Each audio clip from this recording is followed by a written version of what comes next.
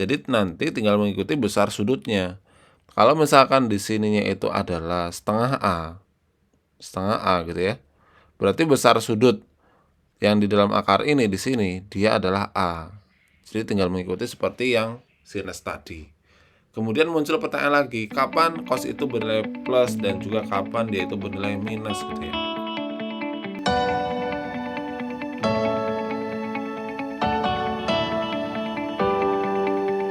Assalamualaikum warahmatullahi wabarakatuh. Halo semuanya. Kembali lagi dibahas terkait dengan trigonometri, di mana di video kali ini kita akan membahas terkait dengan sudut paruh gitu ya. Jadi jika pada video sebelumnya kita sudah membahas terkait dengan sudut ganda, di video kali ini kita akan coba mengulas terkait dengan sudut paruh. Jadi apa sih itu sudut paruh gitu ya? Sudut paruh itu merupakan setengahnya dari sudut awal ya. Misalkan kalau A itu, kalau ada besar sudut A, maka A ini dia separuhnya dari 2A. Jadi A ini dia adalah separuh dari 2A. Kemudian kalau misalkan ada sudut besarnya itu adalah setengah A, jadi setengah A ini dia separuh ya, atau setengahnya dari A. Kemudian kalau ada sudut seperempat A ini dia adalah separuh dari setengah A. Itu dinamakan dengan sudut paruh. Nah, bagaimana cara kita sekarang menentukan nilai sudut paruh pada fungsi trigonometri? Kita akan coba menentukan sudut paruh dari sinus terlebih dahulu. Jadi yang pertama, sudut paruh dari sin setengah A gitu ya. Kalau kita ingat kemarin di sudut ganda gitu ya, kalau misalkan kita memiliki cos 2A gitu ya, cos 2A.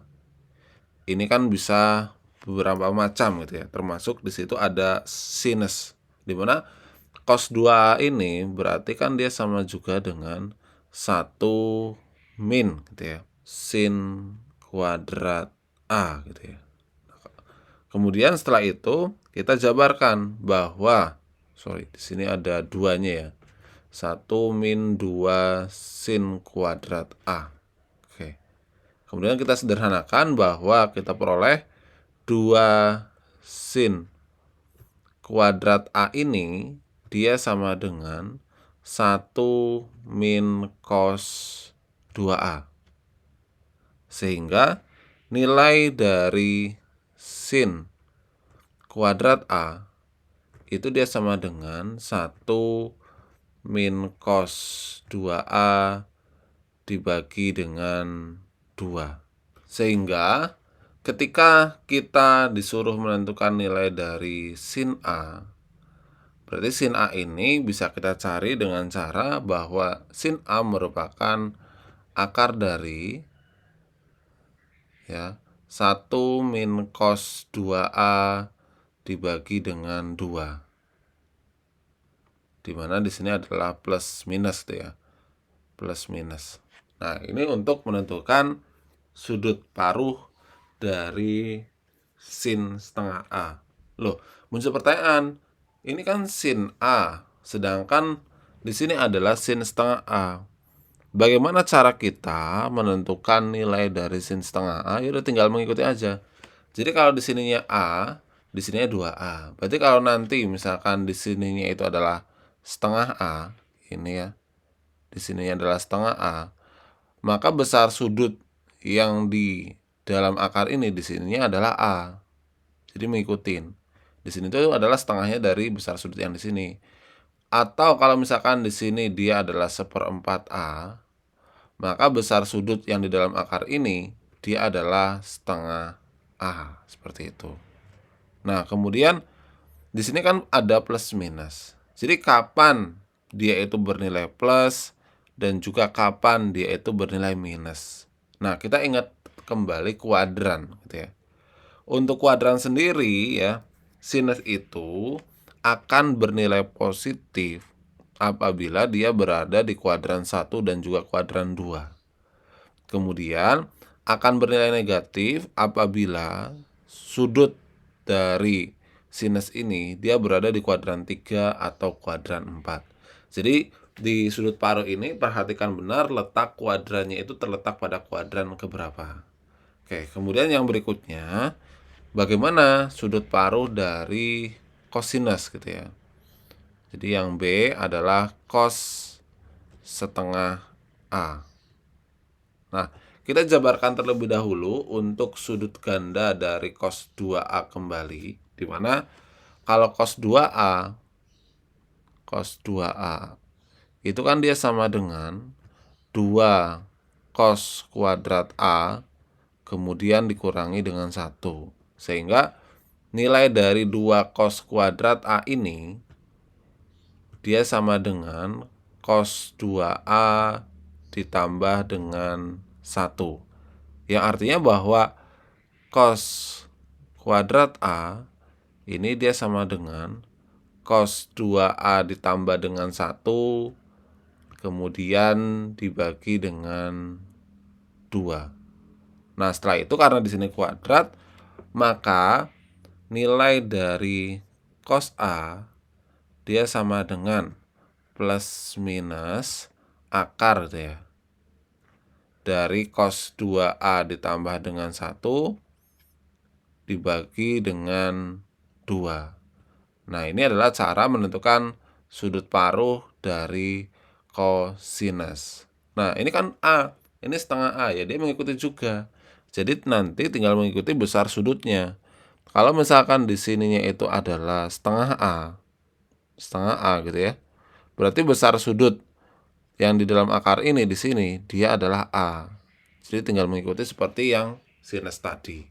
Kemudian muncul pertanyaan lagi, kapan cos itu bernilai plus dan juga kapan dia itu bernilai minus gitu ya.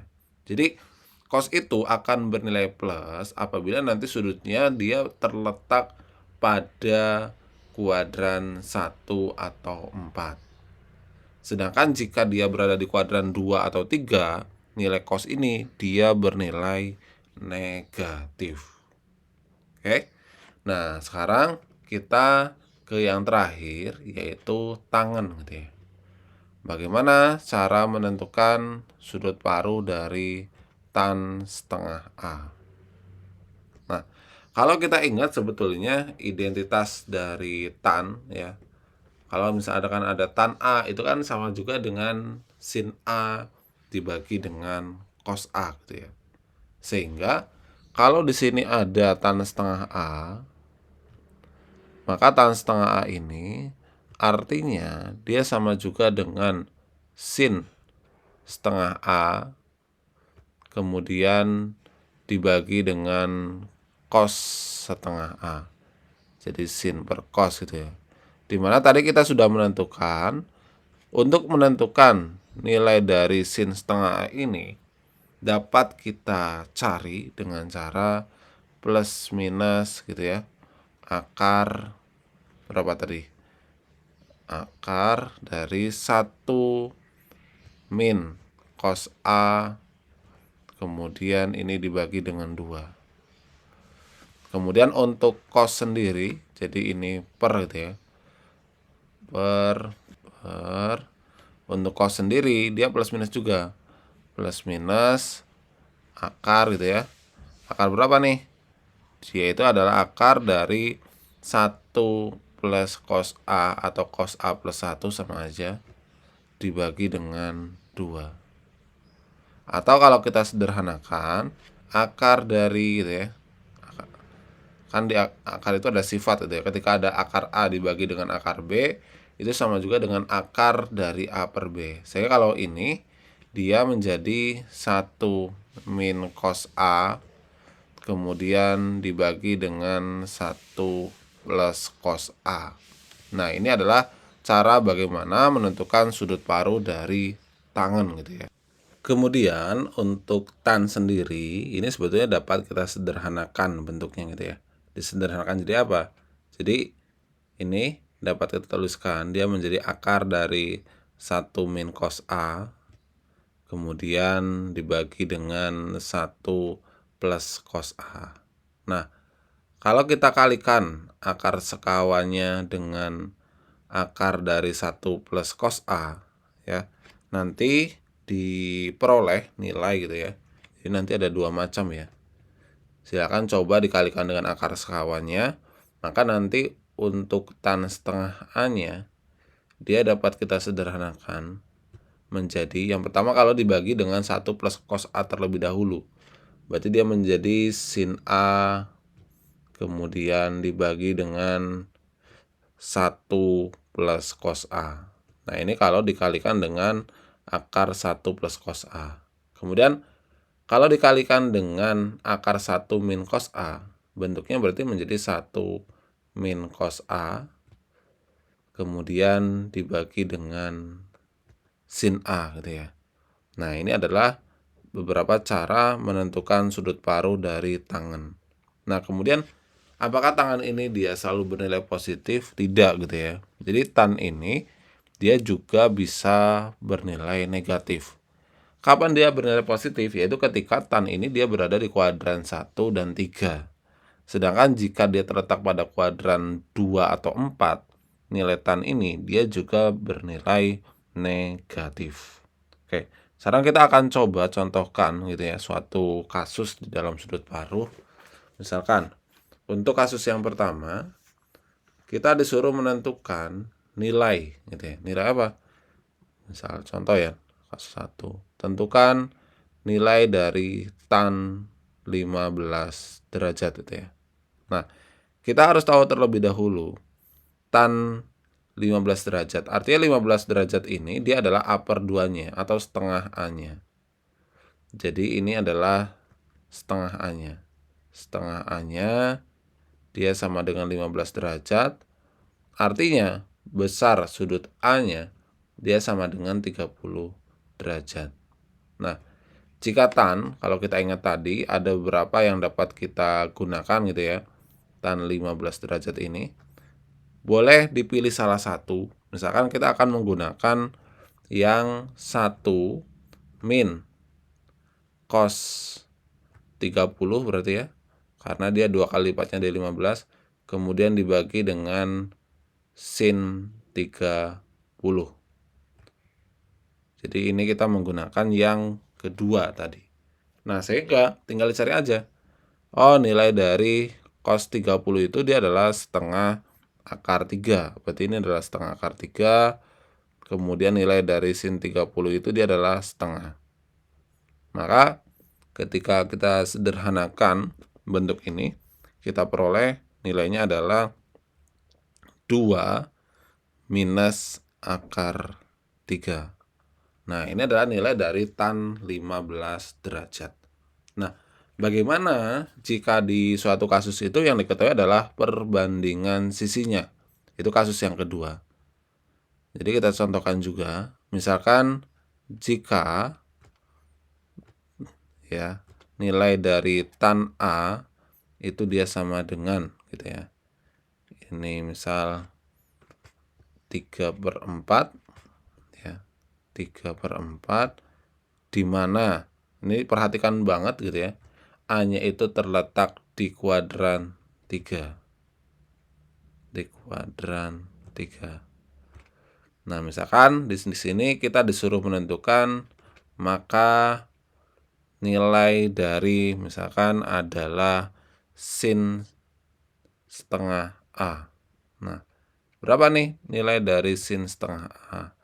Artinya kalau kita perhatikan, kita itu harus mengetahui terlebih dahulu bagaimana cara menentukan sin setengah A. Oke.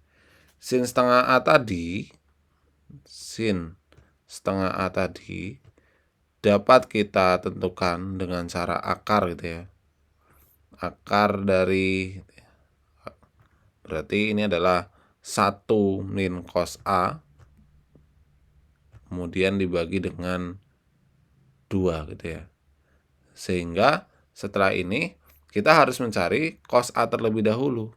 Nah, berapa nilai dari cos A pertanyaannya? Nilai dari cos A, karena di sini perbandingan tan itu 3/4, ya kan diketahui nih, tan A itu dia sama dengan 3/4. Sehingga untuk cos A, dia kan perbandingan sisi samping dengan miring gitu ya. sampingnya itu adalah 4, miringnya jelas dia adalah 5. Berarti 4/5.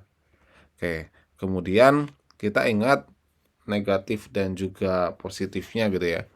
Karena A itu berada di kuadran 3, maka cos ini dia bernilai negatif gitu ya, seperti itu. Kemudian setelah itu baru kita masukkan gitu ya. Ini berarti dia menjadi akar dari gitu ya, 1 min 4/5 kemudian per 2. Nah, setelah ini tinggal kita sederhanakan aja bentuknya gitu ya. Kita sederhanakan bentuknya untuk yang bagian atas menjadi 1 ditambah dengan 4/5. Berapa 1 ditambah dengan 4/5? Itu adalah 9/5 gitu ya. Berarti 9/5 dibagi dengan 2.